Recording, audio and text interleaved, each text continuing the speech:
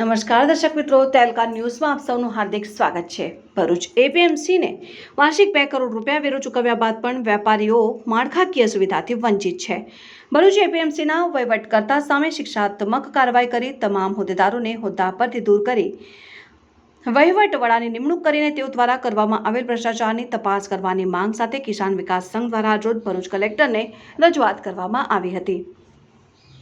ભરૂચ જિલ્લામાં શહેરના મહમ્મદપુરા વિસ્તારમાં ભરૂચ તાલુકાની એપીએમસી આવેલી છે। આ સંસ્થા વિસ્તારમાં લગભગ 50 વર્ષ કરતાં પણ વધુ વર્ષથી કાર્યરત છે। આ સંસ્થા કિસાનો માટે કામ કરે છે અને કિસાનો દ્વારા ચૂંટાયેલા પ્રતિનિધિઓ દ્વારા વહીવટ કરવામાં આવે છે। આ સંસ્થામાં સરકારના પ્રતિનિધિ તરીકે ભરૂચ જિલ્લાના રજિસ્ટ્રાર્ડ સહકારી મંડળીઓ અને ભરૂચ નગરપાલિકાના પ્રમુખ હોય છે, પરંતુ ચૂંટાયેલી બોડી રૂલિંગ પાર્ટીની હોવાથી સરકારના પ્રતિનિધિઓ મીટિંગમાં હાજર રહેતા નથી અને સરકારમાં રિપોર્ટ કરવાનો હોય છે તે કરતા નથી, જેથી ચૂંટાયેલી બોડીને ભ્રષ્ટાચાર કરવાનું લાયસન્સ મળી ગયું હોય। ખુલ્લેઆમ ભ્રષ્ટાચારના આક્ષેપો સાથે કિસાન વિકાસ સંઘના આગેવાનીમાં વેપારીઓ દ્વારા દેશના રાજ્યપાલને સંબોધીને આવેદનપત્ર પાઠવી ફરિયાદ કરવામાં આવી હતી કે આ સંસ્થાનું સ્તર નિરીક્ષણ કરવામાં આવે અને ભ્રષ્ટાચાર ઉજાગર કરી વેપારીઓ અને ખેડૂતોને ન્યાય આપવામાં આવે। આ બાબતે કિસાન વિકાસ સંઘના પ્રમુખ અરવિંદસિંહ રાણાએ જણાવ્યું હતું કે વેપારીઓ દ્વારા વાર્ષિક એપીએમસીને 2 કરોડનો વેરો ભરવામાં આવે છે, છતાં પણ એપીએમસી દ્વારા કોઈપણ પ્રકારની સ્વચ્છતા, ગટર લાઇન સહિતની સુવિધાઓથી વેપારીઓને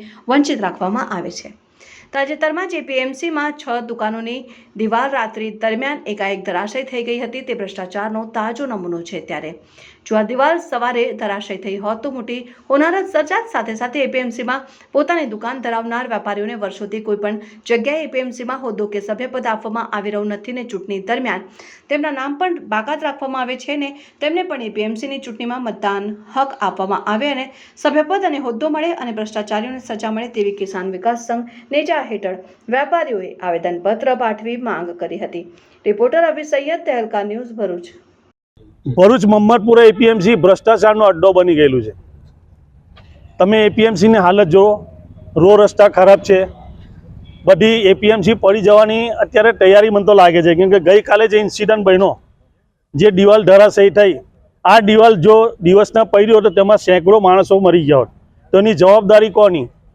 ખરેખર આ લોકોની સામે 308 મુજબ ગુનો દાખલ થવો જોઈએ।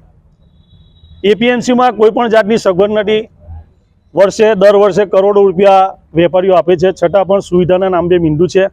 અગાઉ પણ રાજ્યપાલ શ્રી, સચિવશ્રી અને નિયામકશ્રીને અમે આવેદનપત્રો આપેલા છે, પણ પાણીનું નામ ભૂ। કેમ કે સરકારમાં જે લોકો બેઠેલા છે તે ભાજપના બધા પ્રતિનિધિઓ છે, એટલે એમના ઈશારે ચાલતી એપીએમસી છે, એટલે વેપારીઓના કોઈ પણ કામ થતા નથી। હમણાં જે ઇલેક્શન થયું તેમાં વેપારીઓને બાકાત રાખવામાં આવેલા છે, એટલે જિલ્લા રજિસ્ટ્રારે આ વેપારીઓના હકનું હરણ કરેલું છે, એટલે જિલ્લા રજિસ્ટ્રાર સામે ગુનો દાખલ થાય એવી મારી રાષ્ટ્રીય કિસાન વિકાસ સંઘની માંગ છે। રાજ્યપાલશ્રીને આવેદનપત્ર આપી અને ગુજરાત સરકારને સૂચના આપે એવી અમારી માંગણી છે।